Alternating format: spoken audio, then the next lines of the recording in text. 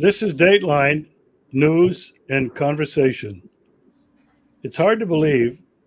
I really haven't been keeping track, but this is show number 514 since I came and moved to Yalta in the Crimea 4 years ago in March of 2020.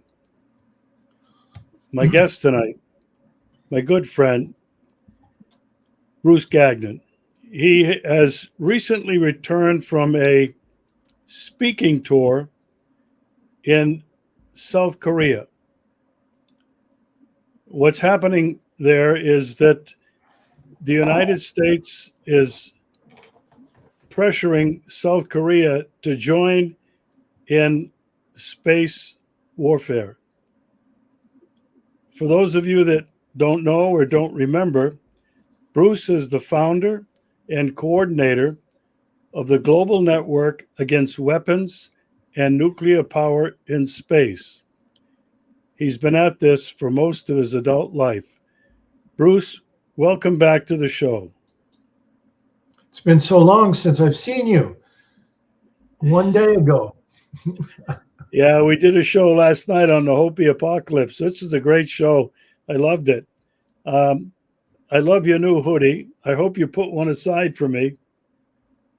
Well, we order them online, and we order them one at a time. We can talk. Well, you told me you'd put one aside for me, extra large. You want to see the? That's what it says. I wore this when I was in Korea. Yeah, I really like it. Okay, so let's start with the speaking tour. You went back to Korea. You've been back, gosh, I don't know, 4 or 5 times now. Tell me about the tour. Who coordinated it? And where did you go? How many different venues did you speak in? It was a 10-day trip.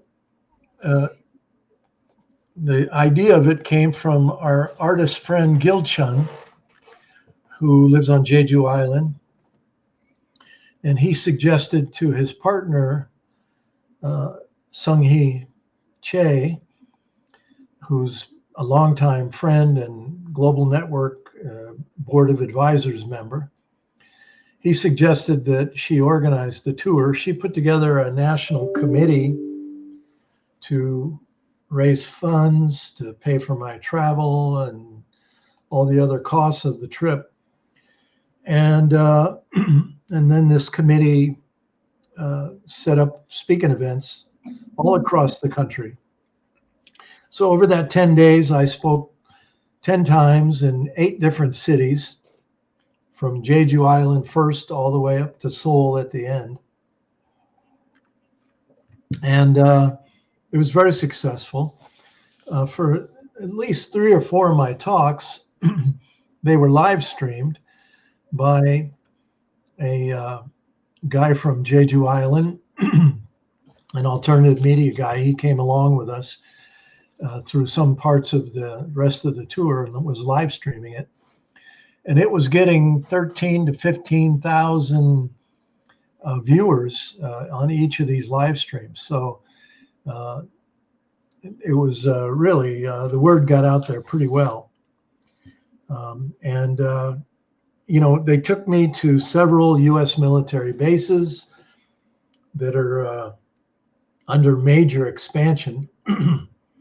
One of the most important ones is Camp Humphreys in Pyeongtaek on the western side of Korea, South Korea. There used to be a U.S.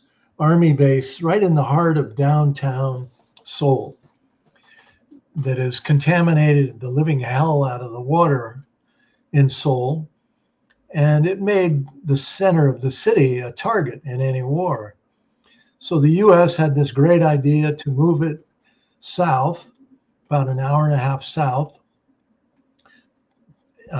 to Camp Humphreys.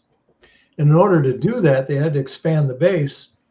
And they took 71 farming villages and destroyed them. People fought for more than 10 years opposing this base expansion. But in the end, the U.S. always gets what it wants, right? And so I previously had been 3 times, well, 2 times previously, now 3 times altogether, to this place where these villages were destroyed. And so anyway, this Camp Humphreys is now a mega.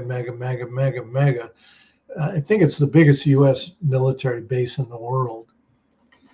But in addition, there are other bases. We went to a base in Gunsan where Father Mun, the famous radical Catholic activist priest who's been in every fight literally in South Korea in his lifetime. He's in his late 80s, early 90s now. And he's organizing in Gunsan where the U.S.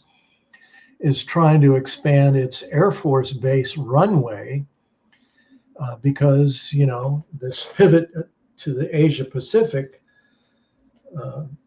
against China and Russia and North Korea, they need more runways for the Air Force. They need more ports of call for the Navy ships.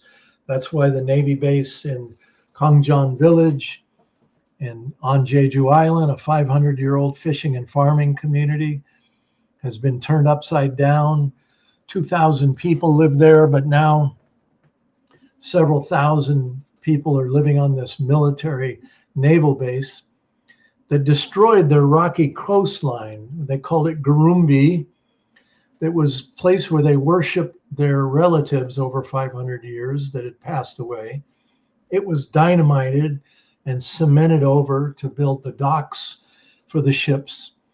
And just a few days ago, about a week ago, a U.S. Navy destroyer, Aegis destroyer, made at Bath Iron Works here in Maine, came there 2 days before the 12th year of remembering the blowing up of the Gurumbi rocky coast.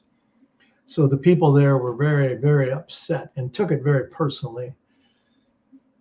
But back to this place in Gunsan, in the community of Gunsan, I had visited there years ago too. And right outside the base, there was a fishing village. I visited that. And they built a big tower there in the fishing village where they could go up and keep an eye on what the U.S. was doing on that base. That whole village has been destroyed now for this runway expansion operation that's going on. And so a cultural event was held there while I was there. And at the end of it, 4 U.S. military helicopters took off from the base just as we were finishing and circled just above where we were all gathered in this cultural event opposing this base expansion. That just shows the arrogance of the U.S. military, both in Gagnon village, bringing that destroyer there 2 days before the 12th year of from when they had first blasted the sacred Gurumbi rocks, and then in Gunsan as well, these helicopters flying over people's heads. So but the big story there, and the thing I went there to talk most about, was space, because the U.S. is dragging South Korea into the space militarization and weaponization program. Now, why would the U.S. be doing that? Well, there are a few reasons, but one of the first and most important is the U.S. is $35 trillion in debt today and can't afford to build this space warfare system by itself. In fact, in many different articles that I've read in aerospace industry publications over the years, they've repeatedly said that this Star Wars program, as we call it, will be the largest industrial project in the history of the planet Earth. And so the U.S. can't afford to pay for it all by itself. So it's bringing the allies in to help build the infrastructure to make it possible to use space to control and dominate the Earth, dominate the pathway on and off the Earth so that only preferred countries and corporations can go and mine the sky in the future. And so South Korea is now on target to bring them in. The US has created its first Space Force base outside of the United States, its first Space Force unit, I should say. And they that's now headquartered at Osan Air Force Base, also in Pyeongtaek. In Pyeongtaek, they have Camp Humphreys, the Army base, which is expanded dramatically, taking 71 villages. And they also have Osan Air Force Base, a U.S. Air Force base. So this whole community of Pyeongtaek is just riddled with militarism and all the toxic effects, the environmental effects that are impacting the community directly. So anyway, this is what I talked about as I went around the country. And on Jeju Island, where you and I have both been, where we've helped fight against the construction of the U.S. Navy base there, they're now turning Jeju Island into a space warfare base.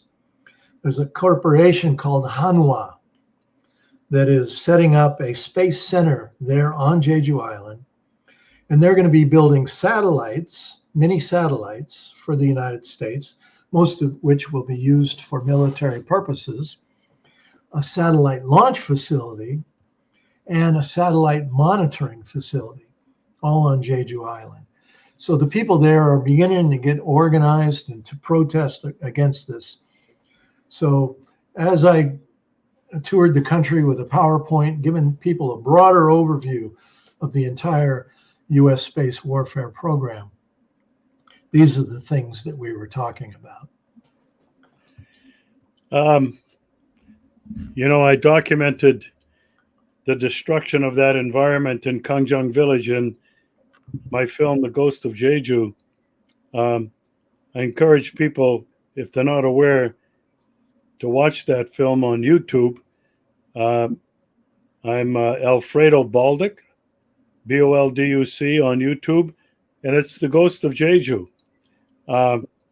Back then, Bruce had been already going there, and was the reason I went to Jeju, was to document the destruction, not only of this coastline, but this farming and fishing community of some 500 years old.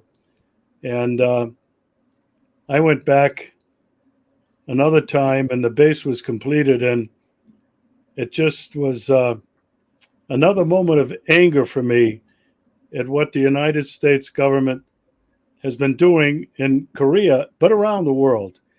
And Bruce,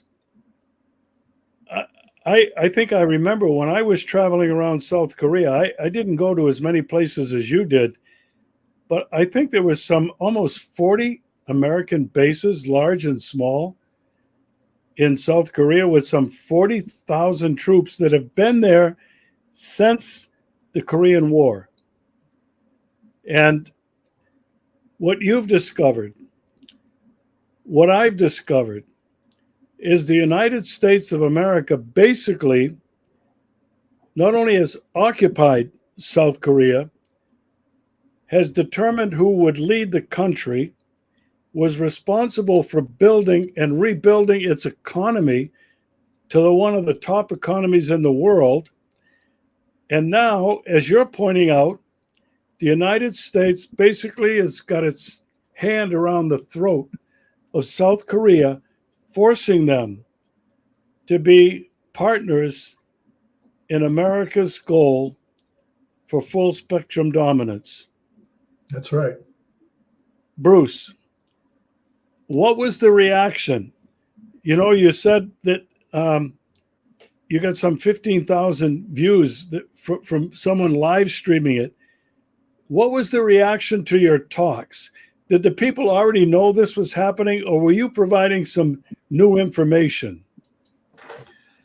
A few new, and a few new bits and pieces, but they didn't know the full story. I started out with the the history of the U.S. space program, where the former Nazis were brought to the U.S. under Operation Paperclip after World War II to Huntsville, Alabama, led by rocket scientist Wernher von Braun, along with copies of the V-2 rocket that Hitler used at the end of World War II that von Braun and his team built.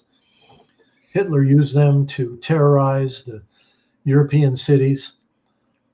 And so I started there and then worked our way through the vision for 2020, the U.S. Space Command planning document from 1997 that tells about how the United States will control space, dominate space, deny other countries access to space, that we will be the master of space. And I asked, is there a similarity between Hitler's World War II slogan, Deutschland über alles, Germany over all, and U.S. master of space? And was there an ideological contamination that came with bringing 1,500 Nazis to the U.S. in Operation Paperclip at the end of World War II? 100 of them were the rocket guys that went to Huntsville, Alabama to create the U.S. space program. But the other 1,400 they used to seed the entire U.S. military industrial complex with these Nazis, including Hitler's intelligence operatives that were advanced into Eastern Europe to help with the invasion of Russia, or the former Soviet Union, when 30 million people in the Soviet Union were killed by that Nazi invasion. And the head of that intelligence operation, Reinhard Gehlen, a general, was brought to the U.S.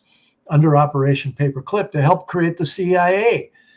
And after a year or two of being vetted in the United States, he was sent to Germany. Now remember, World War II is over. There's now East and West Germany. Germany is divided. And Reinhard Gehlen, the former Nazi, was put in charge of intelligence, the new CIA, if you will, inside of West Germany, so-called democratic Germany. So from the outset, West Germany was controlled by the Nazis, and the U.S. ensured it was to be so. So this, I talked about all these things, and then of course I talked about what's happening in Korea. Some of the things I've already laid out, some of the moves around Korea. There's massive money being pumped into this space development program inside of Korea. A mayor of one city said he wants his community to be the new Huntsville, Alabama of South Korea. In other words, send us all this space, warfare operation production, and everything else. We want to do that in our community. And but it's important to remember that Huntsville, Alabama, is called the Pentagon of the South today. They have more engineers in Huntsville, Alabama, than any other community in the United States. So that's all they do, is prepare for war in space. So these again are the things I talked about. And then when I was finished, Sung Hee, our friend, our Global Network Advisory Board member, our friend she lives on Jeju Island. She's been there for many years now. She's the one that brought the Global Network into the issue of Gagnon Village originally. And she's the person that organized my speaking tour. She spoke as well, and she talked in even more detail, especially about what's happening on Jeju Island in terms of this new space warfare expansion program underway today. So by the end of it, people had learned a lot. What was really remarkable, at every single stop, Sung Hee took my PowerPoint slideshow, and she took the pictures. And next to the pictures, she asked me to write, a brief paragraph for each picture. So she printed all that out. So every person that came to my talks, to these 10 talks I did, was handed one of these packets of all of this information so they could take home these pictures of my slides and a brief explanation of each, so they would really be able to remember and share it with other people. So, as I've always said, the Koreans, South Koreans, are the best organizers I've ever experienced, and I've traveled all over the world. I've been coordinating the global network since its founding 32 years ago, and so the Koreans, in my mind, are the best in the bunch that I've seen anywhere. I would have to add to that. I have never seen people anywhere else where I've traveled that know how to protest and protest continuously 24/7 for years. The protest in Gagnon is still going on, as you and I both know, and you just visited there. I don't know, it's got to be 15 years now at least, maybe more, that they are still protesting daily against the construction of that base and any new technology that's going to be added there or on Jeju Island. I saw this in Seoul when I was there. I mean, the protests, they're enormous, and they don't just happen one day a week. They seem to happen all the time. Or one day a month. A lot of times in the United States, if a peace group can get people out once a month, they feel like they're doing something special. But as you said, my first day when I arrived, well, I arrived late at night. So the next day on Jeju Island at noontime, guess where they took me? Right to the gate of the Navy base. And of course, people spoke. They handed me the mic, asked me to speak. And then afterwards, guess what we did? We danced to the 3 songs that they've become famous for. And they do that, as you say, every single day. And the Catholic Church, led by the monks and the nuns, or the priests, I should say, and the nuns that are there, they weekly hold a mass in the village. And now I'm told that the retired Bishop Kang, he's always been a strong supporter of them when he was the official bishop of Jeju Island. And he goes, I think, once a month and does the mass in the village. So they're amazing people. And they have a community kitchen set up where they feed people that come, because there's always people coming to join them for a day or more. And they have this kitchen going on every day where they feed people. They are amazing. They're truly amazing. Yeah. Well, my stay there for a month, I've said this many times, changed my life. Ended up being this feature documentary, The Ghost of Jeju, which documented all of this. And that video recently you were able to show it in Russia, weren't you? Yeah, it premiered in Russia at the Sochi International Film Festival in November with Russian subtitles. So what's been happening in South Korea in terms of the protest against the American presence there, I think is unequaled anywhere else in the world. Bruce? One other thing I want to mention, so I don't forget to say it. We went to a small little farming town called Imwa. This town has a new factory to build cluster bombs for the United States. The U.S. has forced them to build these cluster bombs that we're giving to Ukraine and to Israel. Now, this cluster bomb factory was in another community, and the dynamite ignited and burned the factory down, and it was on the edge of a mountain, and the forest fire in a mountain started, and so they had to move the cluster bomb factory. So they moved it to this community, Imwa, and now they've just finished building the first building for the factory. It sits right next to a mountain. And the people are terrified that the same thing is going to happen to them, that there's going to be igniting of the gunpowder, and the fire will start, the mountain will burn, the village will parts of it will burn as well. But this just shows the damn arrogance of the United States. Didn't care a damn about what the people want. People say, we don't want this factory here. You're going to get it, and we're going to use these cluster bombs for our war making overseas. It's just amazing arrogance. Yeah. Yeah. I want to ask you now, for my own information and for those who are watching this, what is the American space plan for space? You said 2020, and they've accomplished most of it, but what are they doing? I mean, is it just satellites for reconnaissance, for communication, for coordination? A lot of people know that there probably are weapons in space. Russia and China, and maybe the United States, have proven they can shoot down other satellites. What is it that we should really be concerned about with the plan for militarizing space?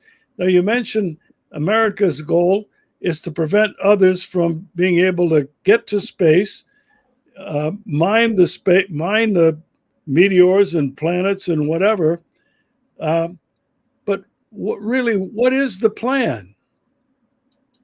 Well, all warfare on the Earth today is coordinated, directed by space technology, with satellites in the sky and ground stations all over the Earth. This is how the global network created our membership.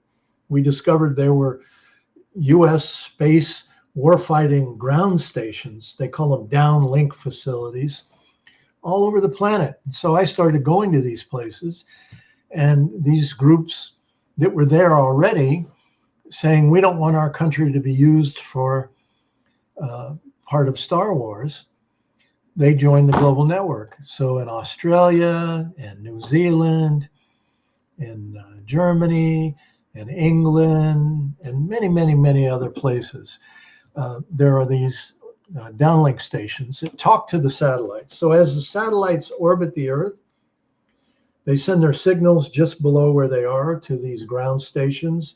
They then get beamed on via other satellites back to the US, all in real time, split second time. And so the US can see everything, can hear everything. They intercept all phone, fax, email communications from Europe.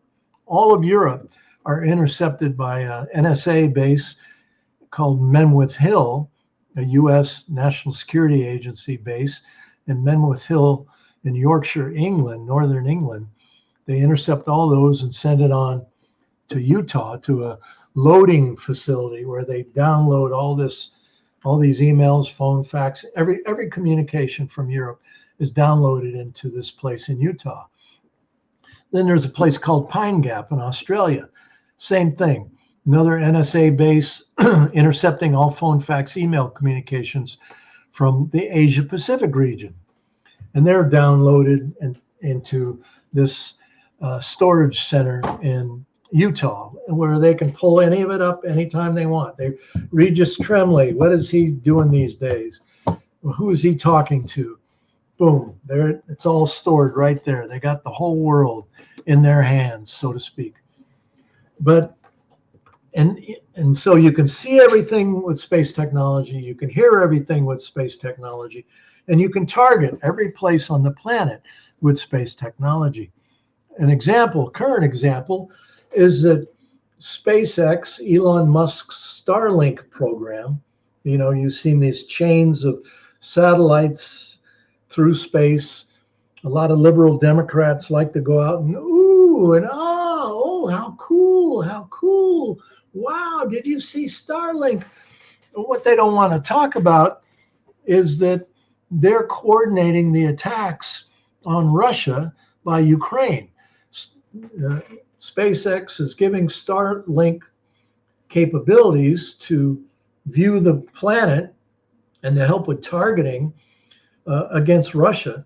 And so this is what's one example of how space is used today.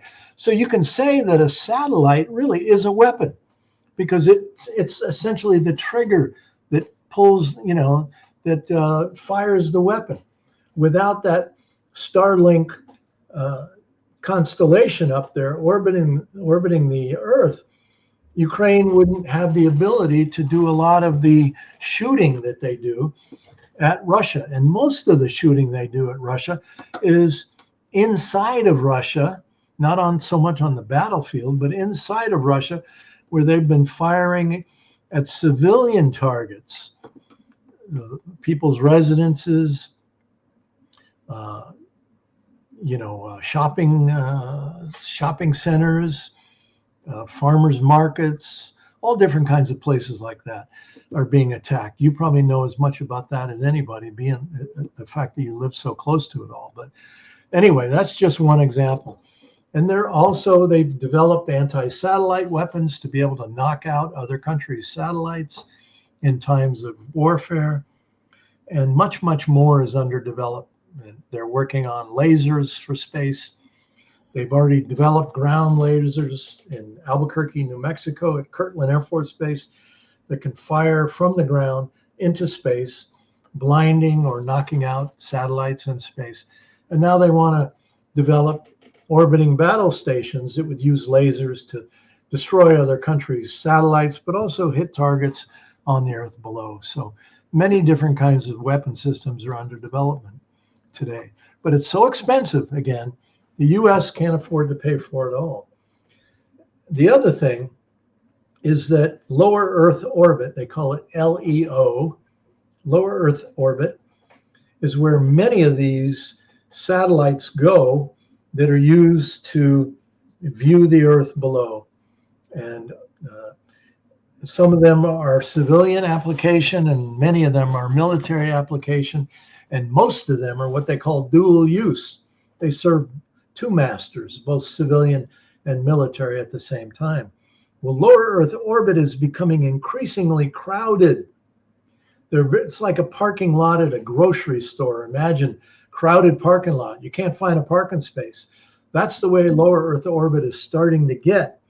And so Russia and China, I read the other day, Russia only has like 200 satellites up in lower Earth orbit.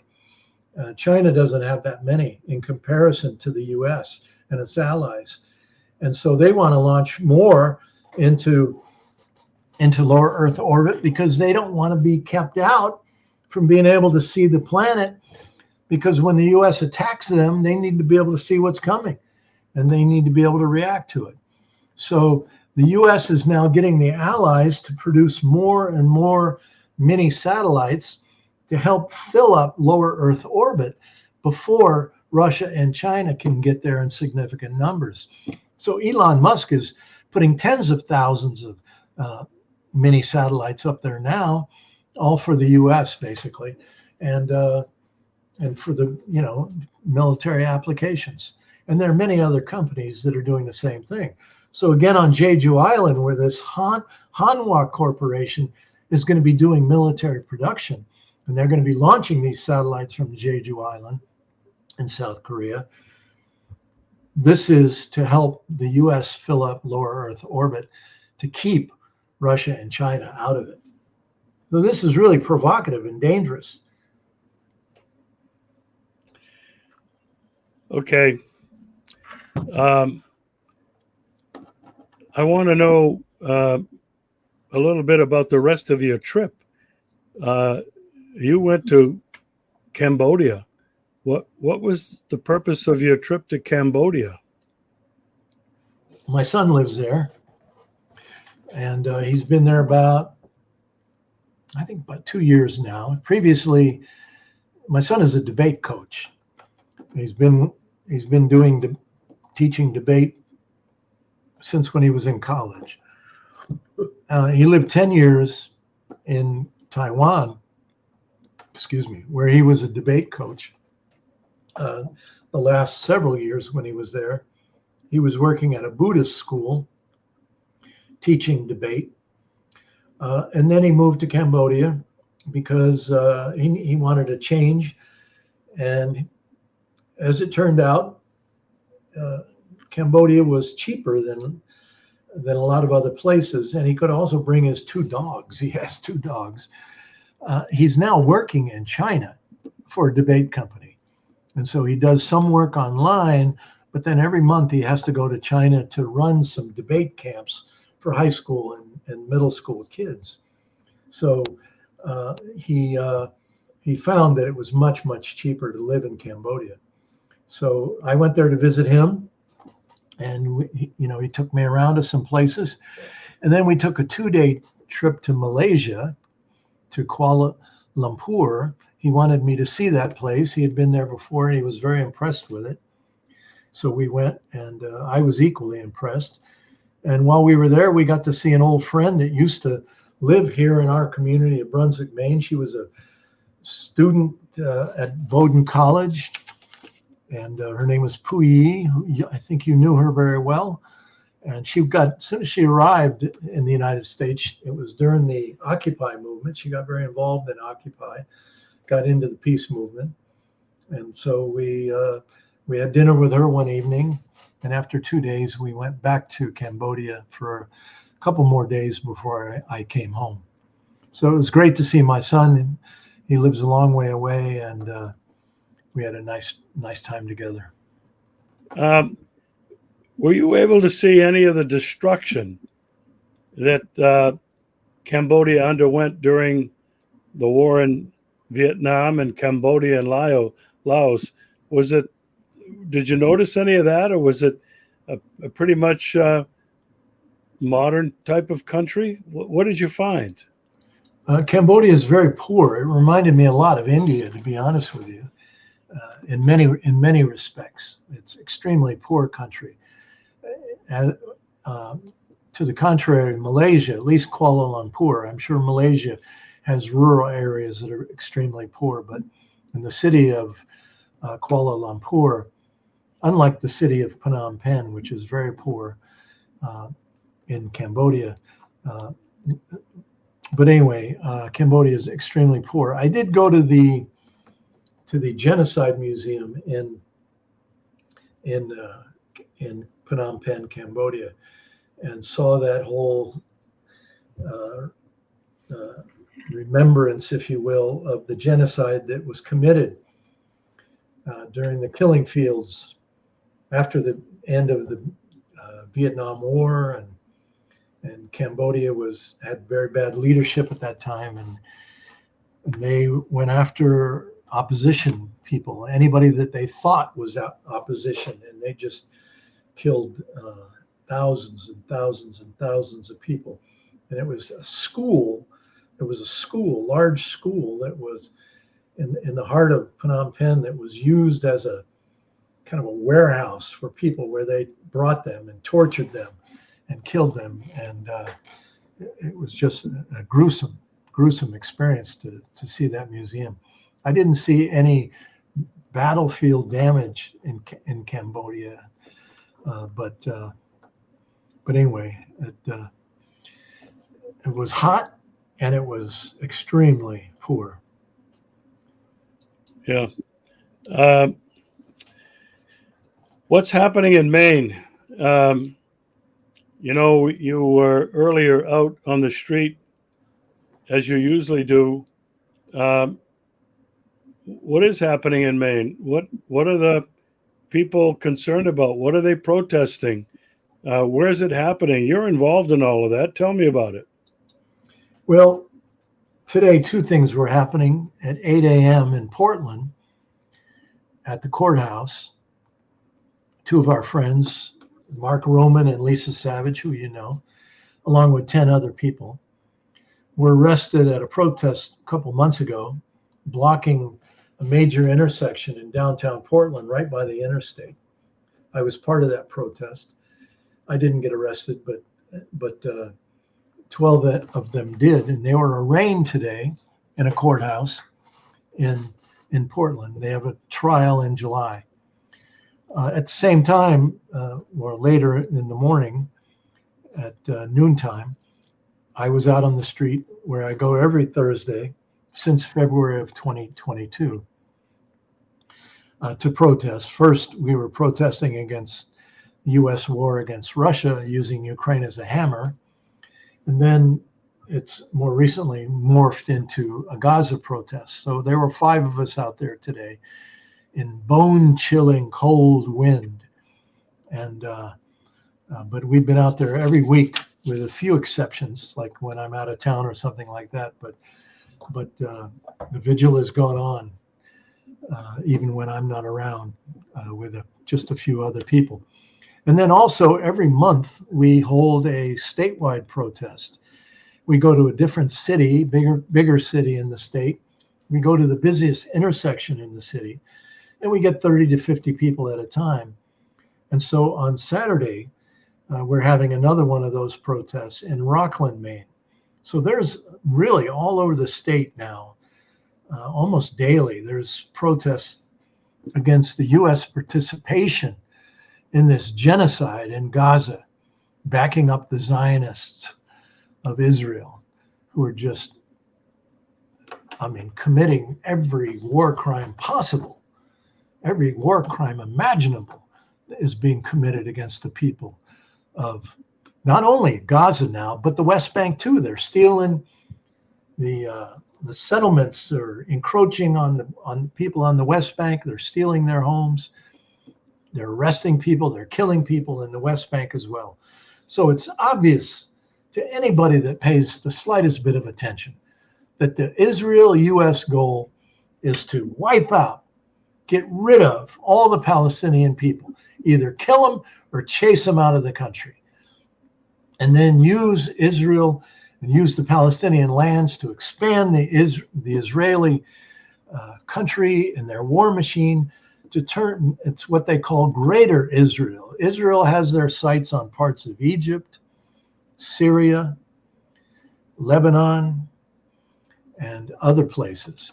They want to make an even bigger Israel so that they can control everything going on in the Middle East. And this isn't going over very well with the Muslim Arab population of the region. Unfortunately, the governments at the top talk a lot. They say the right things, but they're not doing much to help the Palestinian people. But their citizens on the ground are having massive protest against what the United States and Israel are doing to the Palestinian people today. So that's a big issue here for sure. Bruce, how aware or concerned are people in the United States? Do they know? Do they understand? Do they realize that their government, in the person of Joseph Biden, Anthony Blinken, are actively supporting this genocide in Palestine, sending billions of dollars and weapons to Israel to kill unarmed Palestinians? I mean, geez, Bruce, do the American people understand what's being done in their name? I think they're starting to, but the problem is the liberal Democrats, by and large, don't come out and join the protest because it's their party, Joe Biden, the congressional Democrats, along with the congressional Republicans, have been funding this Israeli war operation against Palestine. And so liberal Democrats don't want to stand against their own party. Now, for Republicans, if Donald Trump was in office, we'd see a lot more of those liberal Democrats on the street. We've seen this repeatedly over the years. When George W. Bush invaded Iraq in 2003, shock and awe, peace movement swelled as liberal Democrats came out and joined us. When Obama got elected, went away. When Bill Clinton, back in the 90s, destroyed Yugoslavia in that NATO war against Yugoslavia, the last communist country in Europe, breaking it to pieces. Liberal Democrats wouldn't join us on the street because Bill Clinton, a Democrat, it's his war. So we see this repeatedly over the years. It's always the same story. Democrats only come out when it's a Republican president in office. When the Democrats control the government, virtually nowhere to be found. Well, from where I'm sitting, seeing what is happening in Gaza, in Palestine, it's really infuriating that none, except for maybe Yemen or maybe Iran indirectly, none of the Arab Islamic countries are doing anything concretely to stop the genocide. It's blah, blah, blah, blah words, but no action. The same thing from China and Russia. It's a moral obligation to stand with the people of Palestine, but nothing is done. And yet the genocide continues on a daily basis. I mean, we're reading stories where children are shot in the head by snipers. Unarmed men running away towards safety are shot in the back. Well, and Israel goes into hospitals. They go into hospitals, and I saw a story yesterday. They went into a hospital and in cold blood shot a little kid inside the hospital. They have no conscience. I call them barbarians. The Zionists in Israel are barbarians, and they must be stopped, and we must demand they be stopped. It's just unbelievable. Israel does not have a right to exist any more than apartheid South Africa had a right to exist in that fashion. And we must speak the truth about this today. I want to bring up two other things related to Ukraine and Russia that I think are extremely important. On my blog, the last 2 days, I've posted stories. Blog is called Organizing Notes, Notes, Organizing Notes. One story is about the U.S. is building a big NATO base. They say it's going to be the biggest NATO base in the world in Romania, right on the Black Sea. And that's now moving forward very rapidly. At the same time, the French, Macron's been talking big about sending troops to save Ukraine from Russia. And so France is now talking about sending troops to Moldova.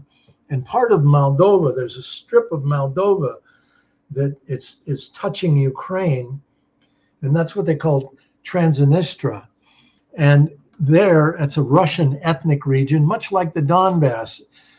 Along the Russian border in Ukraine, in eastern Ukraine, the Russian ethnic area. And that's where Ukraine was sent by the US and NATO to kill the Russian populations that after 8 years of these attacks dragged Russia directly into the war in 2022 in the special military operation. Well, so this Transnistria area right along the Ukraine border with Moldova is Russian ethnics. And the fear is that they're going to go after them next, forcing Russia to go in and protect those people. So France is now talking about sending troops to Moldova, but also Odessa. And the numbers have been anywhere from 2,000 to 20,000 troops from France would be sent there. Well, this is extremely provocative.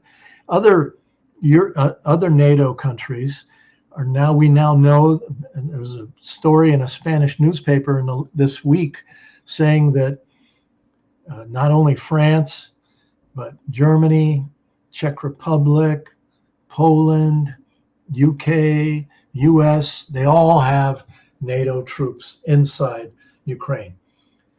These high-tech weapon systems that U.S. and NATO gave to Ukraine.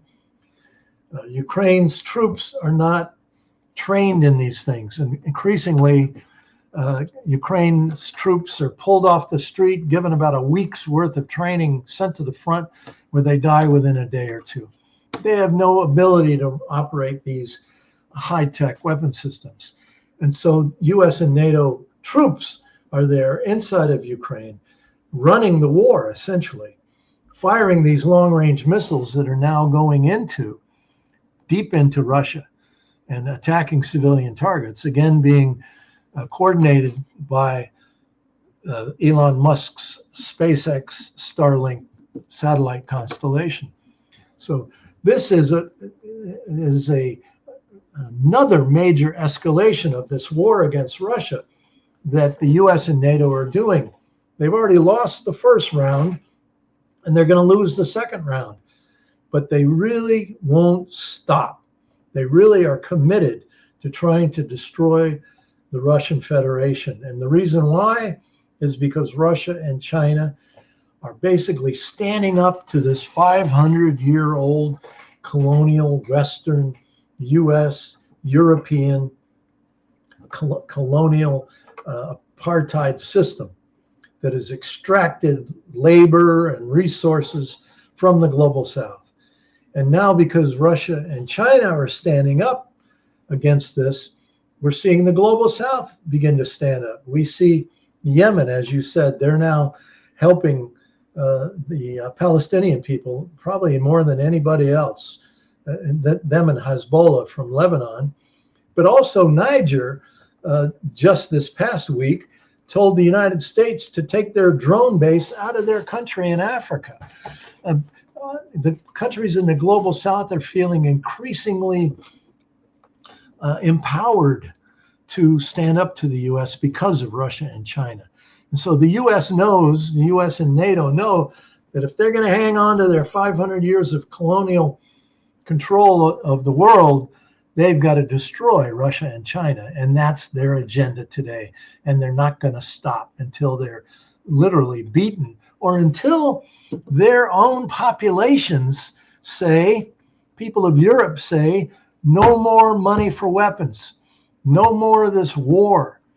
Look what it's done to us. Look what happened when the Nord Stream pipeline got destroyed by Joe Biden's administration. Cheap Russian natural gas, essentially fueling the biggest economy in Europe, Germany.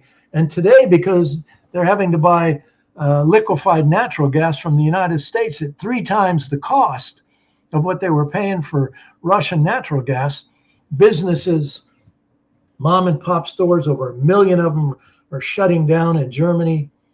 That economy is a wreck. And all over Europe, they're feeling the pain. What I want to point out is Vladimir Putin was reelected over the weekend. The Russians have 3 days to vote. Unlike the United States get 1 day on a Tuesday in November, they get 3 days to vote. They could vote online this time, first time. And I went to a polling station with a friend on Saturday where all of the ballots were electronically counted.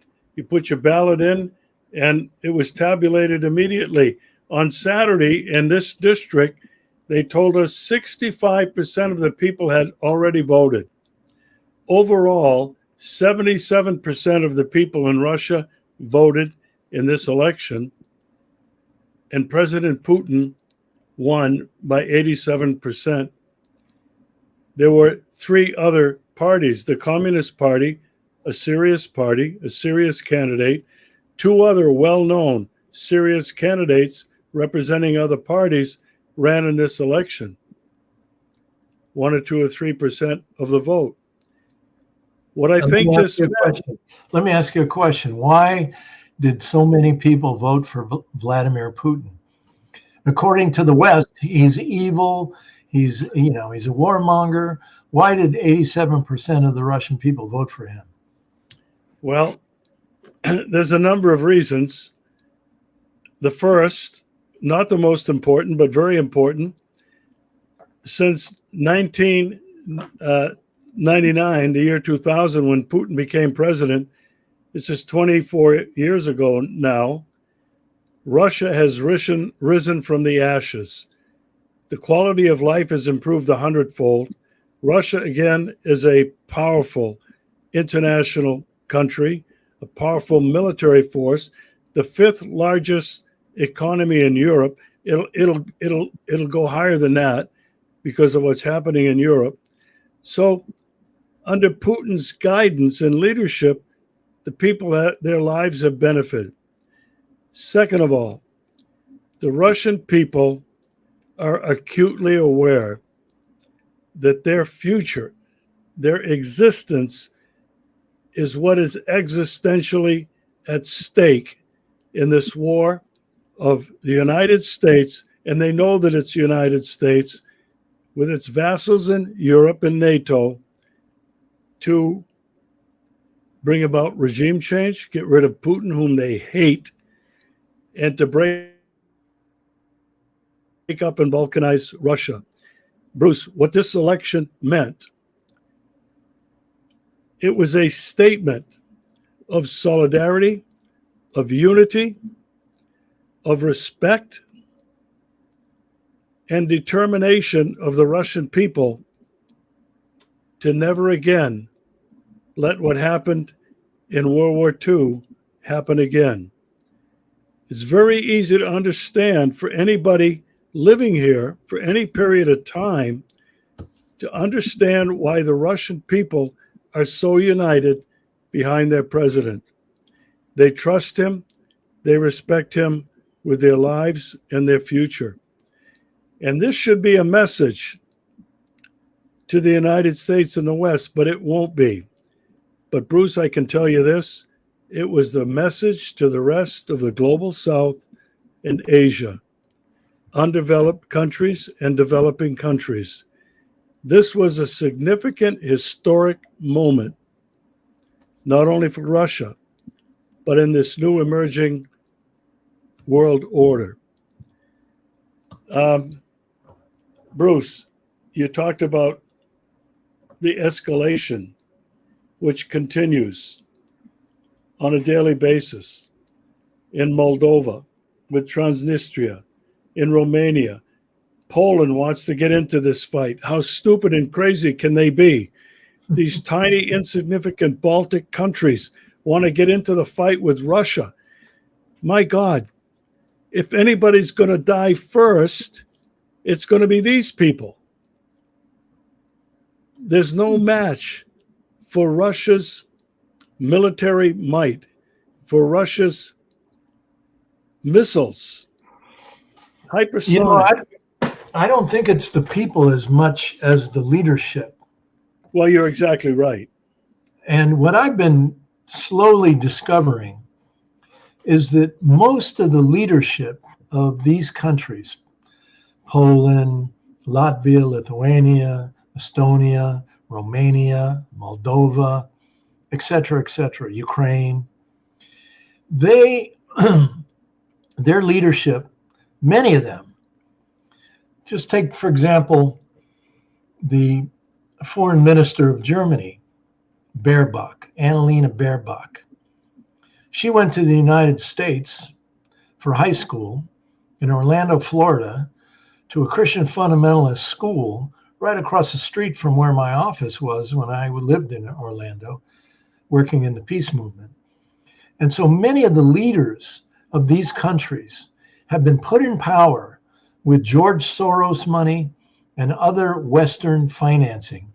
They've won their elections in their respective European countries, but they've been agents of the United States. They went to college, Harvard, Yale, Columbia, etc. They've been to countless programming weekends and conferences over the years, funded by George Soros, by the National Endowment for Democracy, etc. And most of them, or at least many of them, I would say, are probably working for the CIA. and they were put into power, and with one purpose: hate Russia, help build this consciousness across Europe that Russia must be taken down, broken up into pieces, fragmented, balkanized, as you said. But what's the real reason? What's really driving it? And I say, and I've been saying it for a long time, it's climate change. The Arctic ice is melting. Those Western resource extraction corporations want to go and drill, baby, drill up there in the Arctic.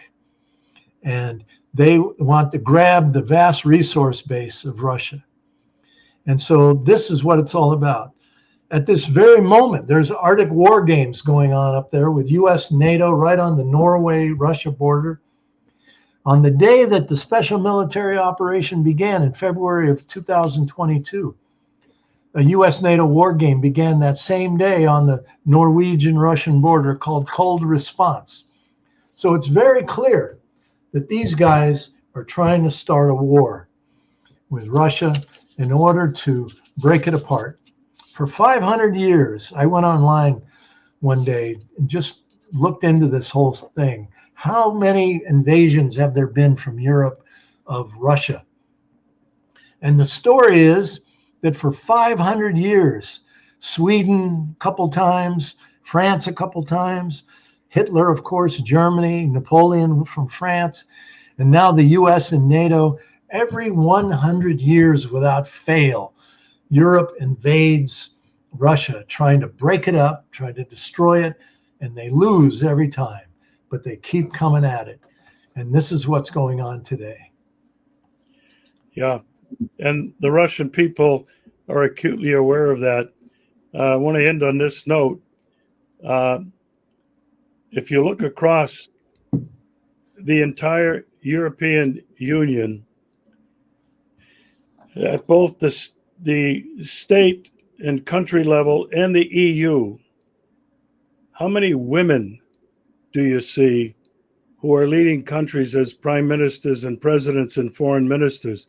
As you mentioned, Bruce, all recruited by George Soros, the NED, National Institute for Democracy, and the CIA, and they're groomed to go back to these countries to spew the evil hatred ideology against Russia. And as you mentioned, it's not the people. The people now are seeing it because of the economic pain they're feeling, and they are beginning to rise up in large numbers from Portugal all the way to Sweden and Norway and Finland. This is a very dangerous time we're living in, Bruce. I want to thank you so much for coming on the show again. Thank you, Regis. It's, we can't keep repeating this message enough because, as the other side knows, they tell a lie, they tell another lie, and they keep repeating it and repeating it and repeating it. And in order for us to break through, it's like a little crack in the concrete where a dandelion will pop up in the spring. And that's our hope, to wake up and educate the masses. Thanks again, Bruce, for coming on the show. It's always a pleasure. Let me just say this. The US and NATO are the empire of lies. Thank you, Regis. See you later.